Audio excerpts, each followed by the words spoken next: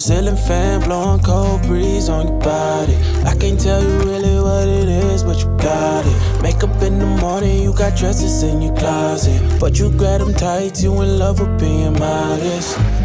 You a mood body giving interviews. I'm just saying I'm amused. Roxstars, next story up. So Derek Jackson, the self-proclaimed relationship guru. You guys remember all that drama that we went through with him and his wife, well, his now ex-wife, last year, her helmet of salvation, her taking up for her husband, who was clearly out there in them streets, was cheating on her. You know, we had a lot to say about this relationship, only because he was so arrogant in,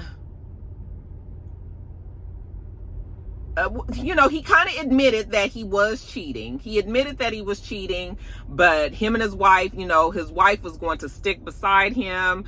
She was not going to leave him. She was supportive of him. And the things that she was saying, I mean, you guys remember, now she is a very much an out, loud Christian. She was even to the point where she was attacking people in her comments that had anything to say cross about her, her husband, their relationship. You know, she was trying to cast spells and asking the Lord to, you know, I mean, just claiming all kind of devastation on the people that was coming up against the Jackson family. And I kind of felt sorry for her, because I was just like, what kind of witchcraftery? Is that a word? Witchcraftery? What kind of brain, what kind of what is the word? What kind of brainwashing is it that you do to a person that they aren't even looking out for their own best interest, so much so that they're willing to fight with other people when they know good and damn well that the person that they are protecting is wrong? Like, but I think that the fact that she was so steadfast in her support of her husband was the reason why Derek felt like it was okay for him to do the things that he was doing. Now, they're not together any longer. Thank goodness for that. Now that they're not together any longer, it's like the cloud has been lifted off of this girl. Her name is Danae, or Dania. I think it's Dania Jackson. She looks like a totally different person. She's a beautiful girl. She looks like she's now taking care of herself. It's like she had to come back to herself, because in this interview, so she was on a podcast, Dear Future Wifey podcast, and she's talking about a relationship, and she was talking about how she was just so blinded by her, I don't even know if I can call this love, but maybe it was love for her ex-husband. I believe they did have two kids. I'm assuming that they were together. Those were his kids with her, but the interview was just so sad, you guys. I mean, she was basically telling us that he was messing around with all these women. She was always aware of it. It had gotten to the point where the women would be at the house and she just had to almost accept it. She said that she would cross them going up and down the stairs. She said that it got to the point where she knew another woman's body better than she knew her own, that she used to go on these women's social media and look at the things that they were doing and saying and try to mimic them so that her husband would choose her. Apparently, he had videos of him having sex with these other women, and she would actually watch the videos and study the videos to try to do the things that the girls... Can you imagine what kind of self-esteem you must have to do those type of things? I will never proclaim to be this extra strong woman. But what I am going to tell the rock stars out there, my my women rock stars, my young girl rock stars, whoever you are out there, especially if you are getting into dating and seeing people, you cannot afford to lose yourself this much. Yes, in the heart of, in the instance of love, you love somebody, you probably go through things with them. And yes, maybe there may even be something that happens where there's a cheating allegation or something. You cannot allow no man to take over your life so much that these kind of things become acceptable to you, and that you devalue yourself just so that this man can get whatever that they get. And there's just no way. I need my women rock stars to realize, to recognize, those of you guys who are having problems with your man and going through something to the extent where he has got you thinking that something wrong with you, and it's okay to, no, later for that shit. Later for that shit. I'm gonna need you to take a stand, even if it don't feel good, even if it don't feel right. I'm gonna tell you what, no woman as a wife should have to be subjected to that kind of treatment from any man, ever. Never. Now, if you guys are in a relationship and you guys agree to these type of things and it's open and there's other women and all of that, that's still, to me, that is a recipe for disaster too. But if that's what you guys agreed on, that's one thing. But when it comes to the point where this woman has confused herself so much that she's trying to do all the things to make her husband happy, and no, absolutely not. So I'm gonna need all of the women out there to remember the Derek Jacksons of the world. Okay, I think that he would have went on with this and tried to stay with his wife and still have his women, and is a habitual cheater. I don't know why anybody, men or women, because women cheat too. I don't understand why men or women, if you're going to just continuously cheat, why won't you just be single? Why are you holding, enslaving this other person to this and hurting them? Why are you even doing that? You know? So he was caught at Art Basel weekend that they have, or Basel, however it's pronounced in Miami. They have it every year in the summer, and he was there with another girl. Somebody spotted it. It ended up, I believe, at Tasha K ended up interviewing the girl or some of the girls that he was messing with, and so he finally did come out and say that him and his wife were getting a divorce. They're separated and all that. I don't even know if they were divorced or separated at that time, but I think he finally just was like, forget it. And this brings me to this sentiment. This is exactly why I don't like relationship gurus. Okay, social media, the pandemic, it has birthed a lot of people who have assigned themselves that title just because they can rap a good rap. Okay? But motherfucker, we need you to not just talk the talk, but we need you to walk the walk. And all of these men that, the videos annoy me so much because there's so many of them that goes around on Instagram, and you know, the women all love it. You know, the man want to tell the other men what the woman want, or what you not doing to the woman, and what the this and the that. That shit is pandering to me. So I don't, as a woman, I don't even need to hear you sitting up here and getting applause is, what's the word? Yeah, I don't need to hear you getting applause for that if you still out there running them fucking streets. Like, no. So that's why, exactly why, you need to stop praising these fucking relationship gurus who's out there still doing the same shit. It's easy to say something. It's easy. But when you guys start putting them up on pedestals and feeling like, oh, this man is perfect and he's telling the other men, and this motherfucker out here cheating on all these women. I think she said that it was over 100 women in the relationship, you know, in the time that they were together, that she's had to deal with outside of her marriage. Can you imagine? So no, stop listening to these people. If you're gonna have some fucking role models in your life on relationships, and it needs to be the people that you see daily, that you see together, that you know, and that you realize that this is the reality. This is good days and bad days, but they working it out. They seem to be committed to each other. And those are the people that you need to be listening and looking at and learning from. Not these motherfuckers that just get on social media and come up with a cute little rap, and then all of a sudden everybody think that they just got the, you know, the ins and outs of being in a damn relationship. Okay, stop doing that. Stop doing relationship goals of these people you do not know. Okay? Because because they shit is just as fucked up as anybody else's. I am happy to see her. She looks totally different. She looks like a regular girl from 2023 and not just some old housemaid that's at the house with her bonnet on, you know, like, and I feel like her eyes are open and now she's realizing. And I also like the fact that she's telling her story, because even though it is very embarrassing, I think that there are a lot of people that can learn from this.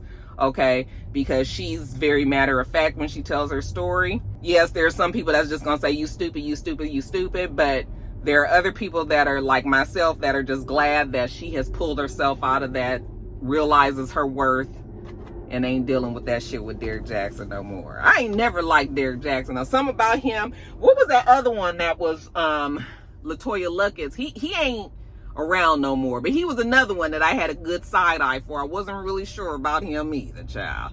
And we don't even see him no more. What was his name? LaToya Luckett. Remember she was about to get married to him? Or she did marry him for a second. You guys remember? Anyway, I'm gonna get on off of here and get off of that. But yeah, baby girl has removed the helmet of salvation, and her eyes are open now. Good for her. Even flexing. And you cool, tatted up, cover wounds, different vibe, you know it. All right, you guys, next story up. I'm sorry, it is hot in this car. I have the air on and everything, but it's low because I didn't want it to pick up in the mic. But you guys are probably going to hear it right now because it's hot. Next story up, RazB. Okay, mama named him Demario Thornton.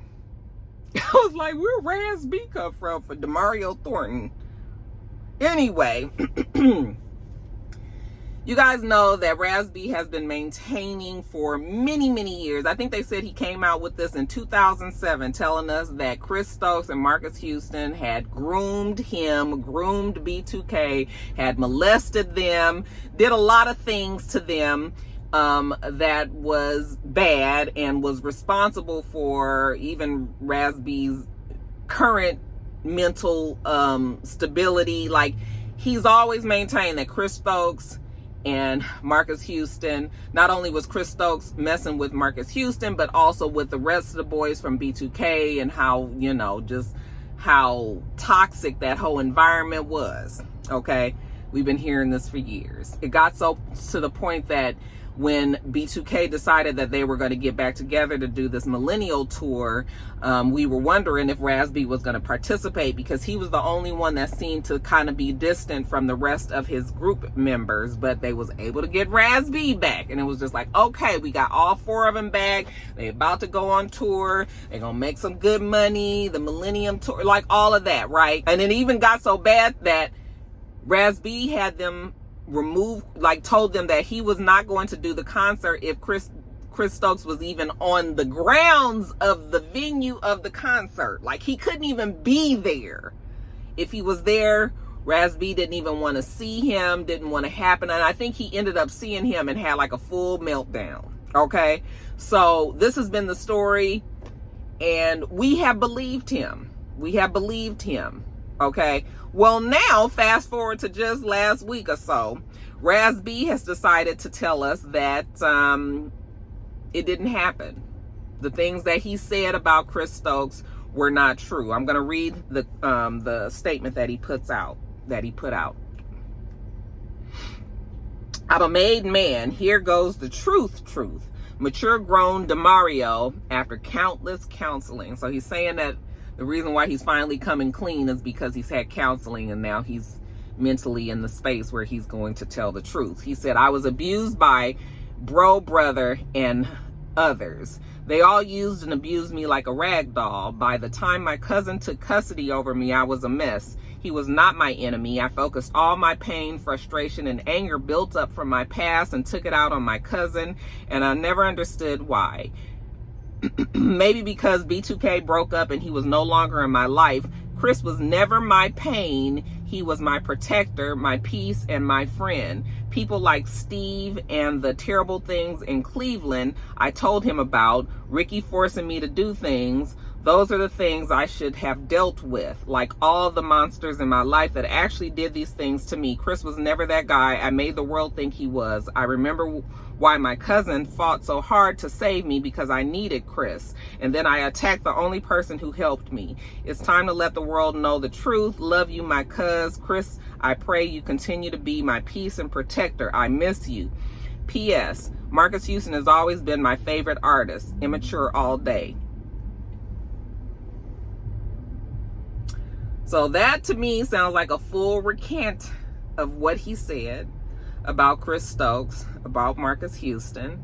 And of course, when he put that out, fans were concerned that RazB was going through another mental episode. And people still choose to believe the original story, including myself, because it's just hard for me to think that you would have this same story for almost 20 years and then just one day decide that that's really not what it was. Now, if it is indeed,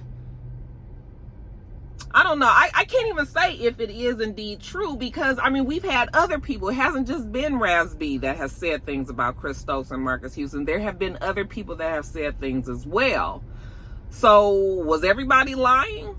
You know, so I don't really know why this is happening, but you know, we know that RazB can still be, he doesn't seem like he is still mentally stable. Okay, is he on that Baddies, on that Zeus show for the men? Is he on that show? Because I think he was supposed to be on it this season, or am I mistaken? But yeah, RazB still seems to be not quite, he might still need to go to counseling. Okay, I mean, I hate to say flat out that somebody is lying. I'm not sure if he's remembering things incorrectly or what. It would be a shame if it was true that none of that stuff happened, because you have indeed ruined Chris Stokes' life, because we all feel the way that we feel about Chris Stokes because of what RazB has said. Okay. And it just seems like it was true. Chris Stokes is such a strange, polarizing character. And I've already told you guys about how weird all of them are to me. So I don't know what to make of this. Okay. But I know there are some of you that are B2K enthusiasts, immature enthusiasts, know everything that there is to know about B2K, immature, Chris Stokes, that whole storyline. Maybe you guys can weigh in here and tell us what exactly we going through now, because why is it? I mean, like, are you pulling all of that back? You telling us that nothing happened? Hard to believe. So you guys tell me what you think about all that. Do you believe that RazB lied about what Chris Stokes did to him in the past? Or do you believe that he is lying now? I don't want to say lying, but do you believe that he is remembering it incorrectly back then or now? Y'all let me know. You ain't even flexing, and you ain't gotta try too hard. All right, you guys, next story up. So I told you guys a few weeks ago that Kroy Biermann and Kim Zolciak Biermann have decided to call it quits. I guess we should say that we could have seen it coming, because it was clear that they were having financial problems. Their house kept showing up on the auction block, and then it would get saved at the last minute because I guess usually if you don't pay like your property taxes, your HOA fees and things like that they end up putting a lien on your home. And then if you don't settle that lien, then they will then put your house on the auction block and auction it off at the courthouse. Okay, so a few times that has happened. It's been saved, so she still has the mansion, but I think they're threatening to be in foreclosure like at any minute with that house. But anyway, that happened, and it was sort of like, oh, maybe we should have known then that there was some trouble in paradise. We know that Kim Zolciak is about she's about the coin, you guys. She is always going to want to have her money. We've always seen her. I mean, it always seemed like she was living in the laps of luxury. And it just seemed like she was living so far out. Well, I don't know if it was far out of her financial bracket. All I know is it just seemed like she had endless amounts of money with the things that they were doing. Now, at the time she had her show Don't Be Tardy, that show was on for many years, so she was still getting income from that. And he was playing football. I'm not sure if he retired or if he just stopped playing, but the income obviously was not the same. The show was gone, so Kim Zolciak wasn't really working, and he was retired on a NFL pension, and he wasn't one of the star players of the football team. So, you know, I'm sure he still does well in his retirement, but he ain't making the big kind of money like the big football players was making, you know. So they ran through that money, and next thing we know, one of them, I think he actually filed for divorce first, and then she filed and said that it was, that the relationship was irretrievably broken. So yeah, they shocked a lot of people. So these two, you know, they got together. It was all about Big Papa when she was on Real Housewives of Atlanta, but Big Papa was married, and she was kind of like she was the mistress. He was taken care of for many years, but when she finally fell for Kroy, I was happy for her. Okay, it looked like, you know, she had done found her knight in shining armor, and he was willing to take care of her. She had 2 girls at the time, Ariana and Brianna. He ended up adopting her 2 kids, and not only that, but they ended up having 4 more kids together. Cash, Kane, what were their names? Hold on. They have Kroy Jr. and Cash, and then they have twins, Kaya and Kane. Okay, so 6 kids all together, even though the 2 that Kim had from prior relationships, they're older, they're grown, but they still have 4 small kids that they have to take into consideration. Both of them are trying to get custody. She actually filed, I believe, for joint custody. I believe Kroy wants to get full and permanent custody of the kids because he says that Kim has a terrible gambling problem, online gambling problem, to the point where she done fucked up the money real bad. Okay. And she in turn is saying that she wants him to take a drug test, like the hair follicle test. So she doesn't want him to get a haircut, because he needs to take the test because he is a heavy weed smoker, and she considers that having a drug problem.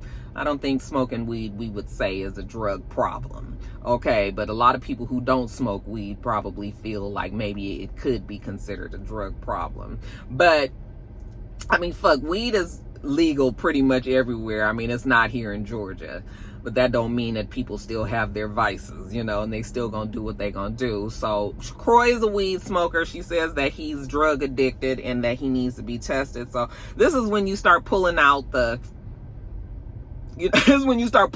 double barrels, okay? When shit starts to get ugly. They say that the 2 of them are still living in the house together. And there have been many people that I have seen, even in my comments, that are saying that this is all just because of their money issues, that they actually are still together, but it makes more sense legally and financially for them to get a divorce and to separate their income and whatever. Okay, I don't know how divorces work and how all that shit works when it comes to having money problems, credit problems, and things like that. So, I mean, I guess that could be it. But yeah, they're saying that they are staying in that home together, and you know, but the divorce is still full steam ahead. So, what y'all think? Do y'all believe that this is just a little act that they're doing to get the foreclosure, the bankruptcy, the whatever it is that they filing out the way? Like, is this helping them in some kind of way? Maybe some of my bankruptcy lawyers, Roxstars, you know, because you guys would be the real ones. If you bankruptcy lawyers, maybe you can explain. I mean, they haven't said anything about anybody filing bankruptcy, but I'm trying to figure out, how does this financially help somebody to get a divorce, even though you guys are still happily together? Okay, so maybe y'all can just weigh in down below. We gonna move on to the next story. Got me think about it side So next story, British Williams. Okay, mama named her Sierra. I guess Sierra Williams. She ended up pleading guilty to more than a dozen federal charges involving a bunch of fraud, resulting in basically stole about $450,000 from the government, or just from illegalities, not claiming income on her taxes, claiming kids that were not her own kids on her taxes, filling out the PPP loan applications. I mean, she did that numerous times to get money, lied on loan applications. She sent fake bills to her insurance company so that she can get insurance payout. So she was out there. She was doing a lot of financial things. She was doing it through the mail, you guys know. And whenever you use USPS, now we've got the feds involved because that's government. That's a government-ran entity. And so, yeah, that's why she found herself in the trouble that she was in. And she ended up pleading guilty to it. I think they said she was facing like 30 years, but she ended up pleading guilty. I think the lowest that she could have got was 5 years. They ended up giving her 6 years.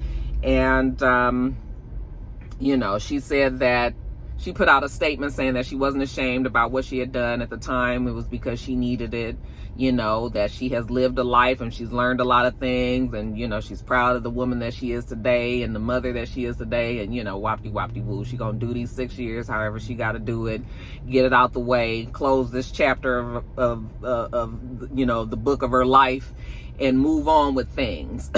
So, I mean, you know, that is a good way to look at things. My thing is, in the grand scheme of things, $446,000 of fraud is not worth it to go to jail for 6 months. Like, if you was gonna be doing that kind of shit, we need to be hearing millions. $24,000 here, $28,000 there, $50,000 here and there. I mean, that's a lot of money. Somebody gave me $50,000, $24,000, fuck, $1,000 right now, I would welcome it. That's money that I would love to have. However, it ain't enough fucking money to be putting yourself in jeopardy and ending up in jail. Fuck, if you're gonna take that risk, you needed to have been getting these millions of dollars. Okay, so $446,000 is so not worth it. And that's the only part of it that just be like, girl, you was doing all of that for 440, you know. And it wasn't even in lump sum 446,000. Like I said, 20,000 here, 20,000 there. Like, that's still, to me, living paycheck to paycheck, but for a hustler, you know. So yeah, it's not worth it. And let that be a lesson to the people out there who fancy themselves as scammers. That seems to be the thing to be these days. You know, you want to scam folks and all of that, but you got to be smart with your shit. I mean, if you're gonna be doing, first of all, you shouldn't be doing it, period. Okay, it's something called going to get a job. But when you want to live beyond your means, or you trying to put up appearances, you know, it forces you to feel like you got to do these type of things. And she probably kept doing it because even though she was getting like 20,000 here, 25,000 there, you know, when you have to keep the appearance up, that means that you have to buy more expensive things for people to even see. Like, for a regular average person, if I hit a lick and got 50,000 fucking dollars, you know, we gonna make that shit last.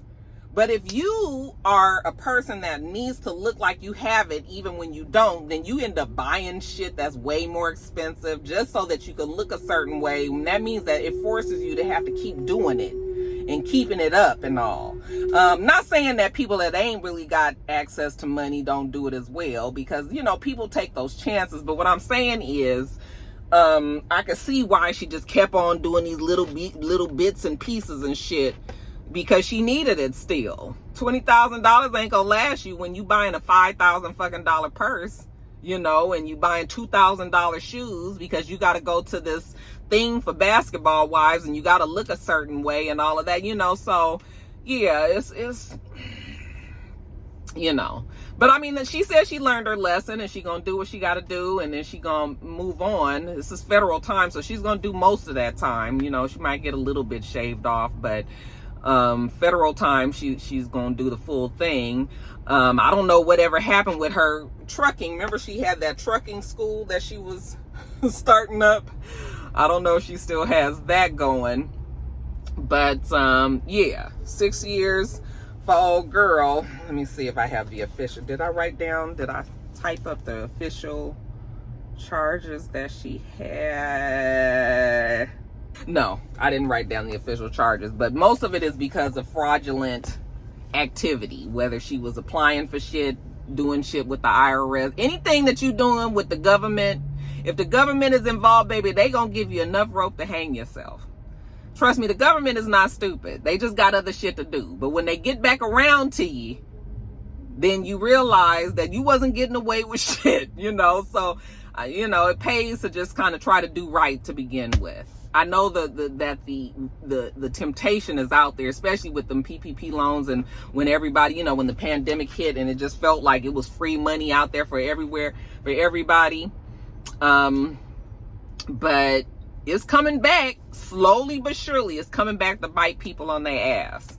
So, y'all be careful out there. And if any of my rock stars happen to be ones of the ones that was out there fucking with them PPP loans and getting that $15,000 and $20,000, I'm sure hoping that maybe you might have that money to pay back. Because I guess if you pay it back, then, if you do get caught and you pay the money back, then you wouldn't go to jail. Okay, so maybe y'all need to work that out, because I sure hate to see y'all going to jail over some shit like that. But anyway, British says she gonna be all right. She said just shoot her up a prayer to the man up above, and she'll see y'all in about 6 years or so. And since we're talking about arrests and allegations and whatnot, so let's talk about Trap Queen rapper Fetty Wap, okay, also known as Willie Wap. If you watched my old Lovin' hip hop videos, mama named him Willie Maxwell, okay, but Rocky lovingly calls him Willie Wap. He was sentenced to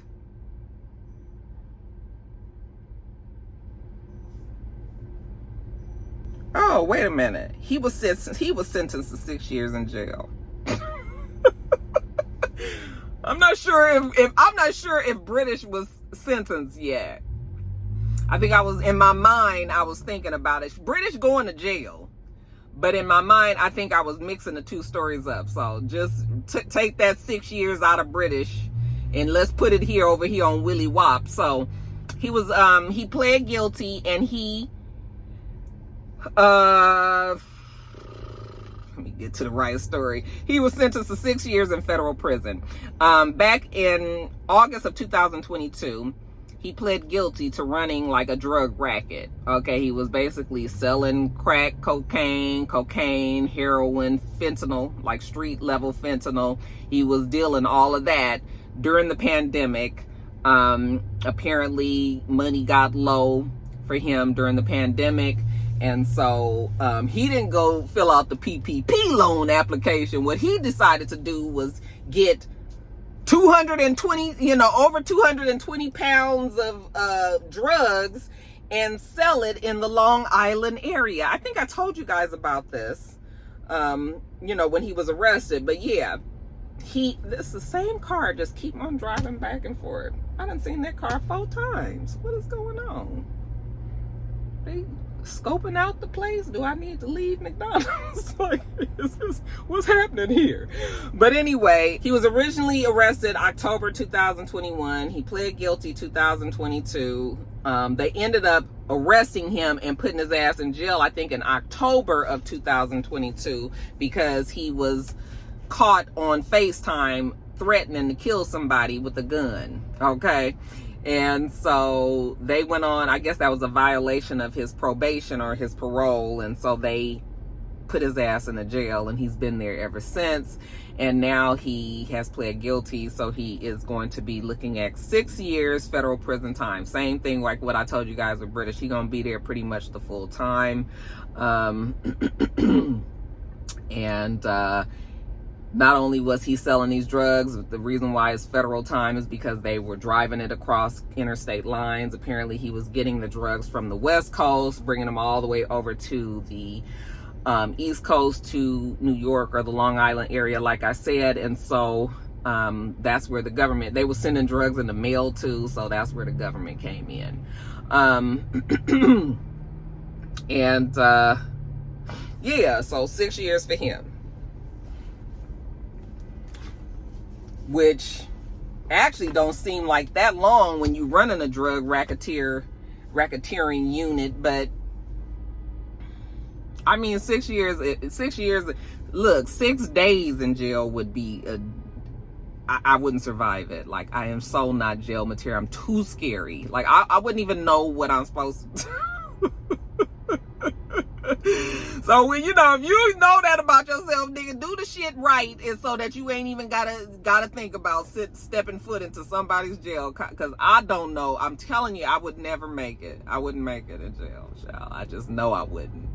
But you know, we just gonna tell old Willie Wop to keep his head up. You know, hopefully his baby mamas and all his kids, everybody gonna hold it down for him until he make it back out there. And once he gets back out, maybe he'll make it back to the studio. You guys miss Fetty Wap? What was the name of that song? She's a trap queen, and not a tender, so don't go no backy. I can't even think of how did the word. I don't even remember the song really.